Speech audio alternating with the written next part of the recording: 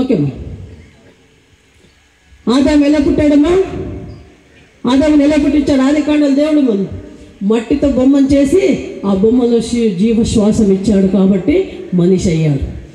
అలాగే మనము కూడా మట్టి వారమే, ఏమీ లేదు. ఎన్ని కోట్ల ఆస్తి ఉన్నా, ఎన్ని డిగ్రీలు చదువున్నా, ఎన్ని మందిరాలు కట్టినా, ఎన్ని వేల కొలది లక్షల కొలది ఆత్మలు సంపాదించినా ఒకరోజు లేదా ఒకరోజు మనము మరణిస్తాము.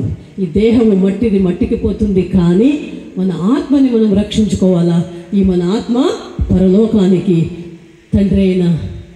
పరమ తండ్రి అయిన దేవుని పాద సన్నిధి మనం చేరుకోవాలండి. ఆ నిరీక్షణ కలిగి మనం జీవించాలి.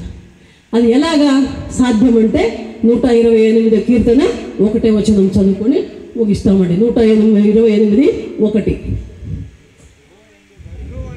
యెహోవా యందు భయభక్తులు గలవారు, ఆయన త్రోవలందు నడుచువారు ధన్యులు. హల్లెలూయా. పాత నిబంధనలో దశాజ్ఞలు నిన్న దేవదాసాయి గారు చెప్తున్నారు కదా, 20 నిర్గమకాండం ఎక్సోడస్ 20 చాప్టర్ 1 నుండి 18 వరకు చూసినప్పుడు 10 ఆజ్ఞలు ఇచ్చాడు పాత నిబంధనలు. ఆ 10 ఆజ్ఞలే యేసయ్య 2 ఆజ్ఞలు చేశాడు కొత్త నిబంధనలు. ఆ 10 ఆజ్ఞలు ఉన్న మాటలు రెండిట్లోనే ఉన్నాయండి. ఒకటి, దేవుడు ఆత్మస్వరూపుడు కనుక ఆయన ఆత్మతోనూ సత్యముతోనూ పూర్ణ హృదయంతోనూ పూర్ణ బలముతోనూ ఆరాధించాలి. మరి నీ శత్రువులను నీలాగే నువ్వు ప్రేమించాలి. ఈ 2 ఆజ్ఞలే ఆ 10 ఆజ్ఞలు ఉన్నాయండి. అలాగా ఈ దేవుని ఆజ్ఞలను కైకొని ఆయన త్రోవలో నడవాలంటే యేసయ్య ఎలా ఉన్నాడో మనము అలాగే ఉండాలా. ఆయన స్వభావం కలిగి ఉండాలి. చెప్పాను కదా, ఒకరినొకరు ప్రేమించండి, ఒకరినొకరు క్షమించండి, ఒకరికొకరు ప్రార్థించండి. ఇదే మా స్వభావమై ఉండాలి. సేవకుడు కానీ విశ్వాసులు కానీ దేవుని బిడ్డలు ఎవరైతే సరే ప్రతి ఒక్కరూ కూడా యేసయ్య స్వభావం కలిగి ఉంటే, యెహోవా దేవుడు చెప్పిన మాట పాత నిబంధన, కొత్త నిబంధనలో యేసయ్య చెప్పిన మాట, దేవుడు పరిశుద్ధుడు కనుక మేము పరిశుద్ధులుగా ఉండాలి.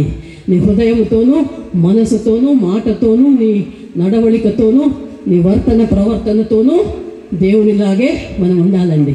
అలాంటి దేవుని స్వభావం కలిగి ఉంటే దేవుని ఆశీర్వాదాలు కృపలు పరలోకం నుంచి భూలోకానికి, నీ ఇంటికి, నీ వంటికి, నీ పనుపాట్లకు, నీ సేవలకు, నీ సభలకు, నీ విశ్వాసులకు ఎల్లప్పుడూ కలుగుతుందండి. అలాంటి కృపాశీర్వాదాలు మనము మీరు పొందుకొని ఉందాం. మరి విశేషంగా కేజీ రవయ్య గారిని, వారి కుటుంబాన్ని, వారి పిల్లలను, వారి మనవాళ్ళు, బంధుమిత్రులు అందరినీ కూడా దేవుడు ఎంతగానో ఆశీర్వదించాడు. మరి చాలా జనం వారి కుటుంబంలో దేవుడు సేవలో వాడుకుంటున్నారు.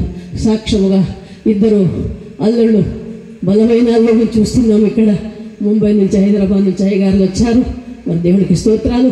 మరి అయ్యగారి తమ్ముడు, మొత్తం కుటుంబం, పిల్లలని, అల్లుళ్ళని, మనవాళ్ళని దేవుడు నిండుగా ఆశీర్వదించని మరి ఆయన సేవలో బహుగా వాడుకోమని మేము ప్రతిరోజు దేవుని వేడుకుంటామండి. దేవుడు మిమ్మల్ని మరి విశేషంగా ఈ షారోన్ మినిస్ట్రీస్ను, షారోన్ సంఘములో మినిస్ట్రీలో ఉన్న ప్రతి సేవకులను, వారి కుటుంబాలను, వారి బిడ్డలను, వారి విశ్వాసులను దేవుడు మరి నిండుగా ఆశీర్వదించును కాక. దేవుని కృపాశీర్వాదమును మనం కలిగి ఉందామండి. దేవునికి స్తోత్రం. దేవుడు మిమ్మల్ని ఈ వాక్యాన్ని దీవించును గాక.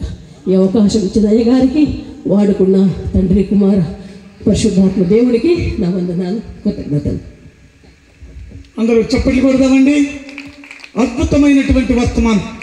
ఎందుకంటే ఆయన మాటను నమ్మితే ఎన్నో కార్యాలు జరిగిపోతాయి, ఎన్నో అద్భుతాలు జరిగిపోతాయి, ఎన్నో ఆశ్చర్యమైన కార్యములు జరిగిపోతాయి. కాబట్టి ఆయన మాట నమ్మకుండా ఇంకా ఎవరైనా ఉంటే నమ్మటానికి ప్రయత్నం చేద్దాం. మనము కూడా అలాంటి అద్భుతాలు, ఆశ్చర్యమైన కార్యాలు మనము ప్రభు దగ్గర నుంచి సంపాదించుకుందాం. దేవునికి స్తోత్రం. హల్లెలూయా. మరొక వర్తమానం విందాం.